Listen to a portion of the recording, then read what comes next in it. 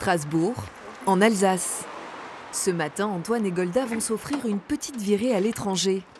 Et ce n'est pas pour faire du tourisme, loin de là. Nous allons en Allemagne. On est à 1 km de Strasbourg. Qu'est-ce que vous allez faire en Allemagne? On va faire nos courses parce que c'est très près déjà d'une part et parce que d'un point de vue tarif, c'est assez avantageux sur beaucoup de choses. Ce pont qui sépare la France et l'Allemagne, plusieurs centaines de Français comme ce couple d'étudiants le traversent tous les jours. Chaque fois, vous faites une économie quand vous venez de 20, 30 euros. Quand vous venez 2-3 fois dans le mois, ça fait 800 à 900 euros dans l'année. De l'autre côté de la frontière, certains produits et services allemands peuvent être jusqu'à 30% moins chers. Si les Français n'hésitent plus à prendre leur voiture pour arpenter les magasins allemands, c'est parce qu'en France, le prix du panier moyen a atteint un record historique en 2012, 137 €. Et ce sont les pays limitrophes qui ont su tirer leur épingle du jeu. Selon une étude Eurostat, les viandes espagnoles font partie des moins chères de l'Union européenne. Le pain et les céréales défient toute concurrence en Angleterre. Et les produits laitiers sont à des prix imbattables en Allemagne. Le balai des voitures aux abords de nos frontières n'est pas près de s'arrêter. Retour à Kehl avec Antoine et Golda. Ils ont fini leur course de la semaine et aujourd'hui le montant de leur caddie est pour le moins symbolique. 13,65 €. C'est un bon prix pour toi? Ah, c'est un très bon prix, ouais.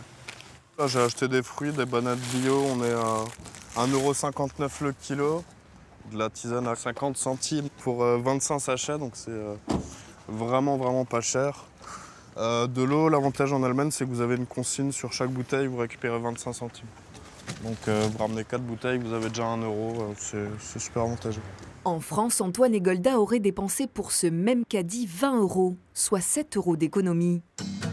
Une différence de prix également appréciée par la petite amie d'Antoine, née en Allemagne. En tant qu'étudiant, on voit bien que c'est bien plus cher en France. Et donc ça vaut le coup d'aller en Allemagne, surtout quand on a une voiture, ça vaut le coup. Si Antoine et Golda trouvent leur compte en venant consommer allemand, vérifions maintenant si passer la frontière est vraiment avantageux pour notre portefeuille. Nous avons sélectionné 10 produits de consommation courante identiques en France et en Allemagne. Céréales, café, confitures, farine, beurre, yaourt, soda, dentifrice et fromage. Total chez nos voisins, 12,87 €. En France, la note s'élève à 16,24 €, soit 3,37 € de plus pour les mêmes articles. C'est 35% moins cher en Allemagne. Mais alors pourquoi certains produits sont beaucoup moins chers outre-Rhin?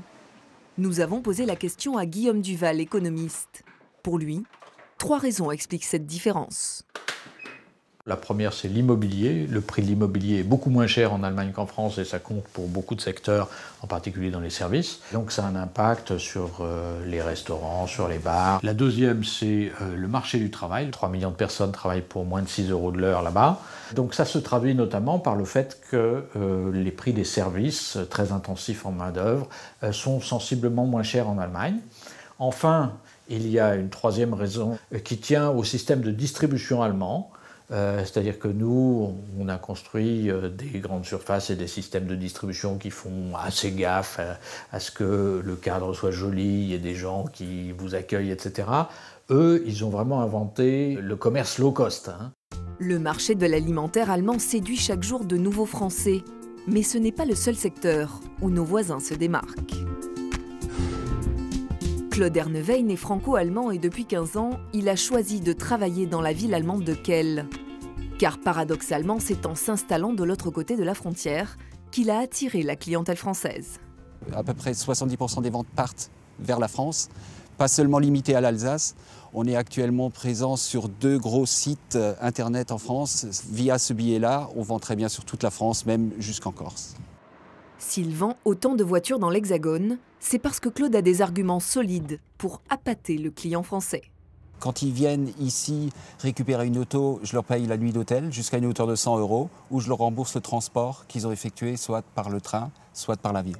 Et ça marche. Aujourd'hui, Alexandre et Anaël viennent spécialement de France pour acheter une voiture. En plus, ici, ça tombe bien, Claude ne vend pas que des marques allemandes. On peut faire un tour si vous voulez. Ouais, Hein? je veux bien. Et même quand le client français pense qu'acheter allemand est compliqué, Claude a une solution pour chaque problème. La seule question que je me pose, c'est au niveau immatriculation, après comment il faut faire. Nous, disons, quand un client français achète une auto, surtout quand il habite Strasbourg, on fait les démarches à la place du client. C'est-à-dire le client, le jour de la livraison, les plaques françaises sont posées sur l'auto, il part avec, comme dans une concession en France. Si Alexandre et Anaël décidaient de faire affaire avec Claude, ils pourraient espérer une économie de 30% sur l'achat de leur voiture. Ce couple a la chance de pouvoir bénéficier de ses prestations à proximité de son domicile. Mais pour ceux qui ne sont pas frontaliers, il existe aujourd'hui des sites hébergés en Allemagne qui offrent des produits à des prix défiant toute concurrence. Des tarifs avantageux qui n'ont pas échappé à Noémie, jeune maman de région parisienne. Pour l'anniversaire de son fils Élie, elle repère déjà les jouets disponibles sur l'un de ces sites. Par exemple, là, je suis en train de regarder la maison des chevaux. C'est 80,99 € au lieu de 134,99 € en magasin.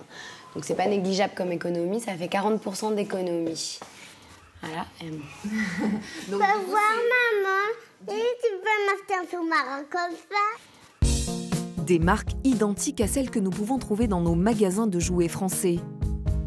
L'occasion pour Noémie de gâter davantage son petit garçon. Vous achetez plus vos jouets en magasin ?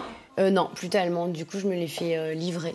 C'est plus pratique, on n'a pas besoin de porter. Et puis même quand j'ai par exemple des cadeaux à faire à des gens qui habitent pas à côté de chez moi, bah, je leur fais livrer directement chez eux. Donc ça leur fait une surprise.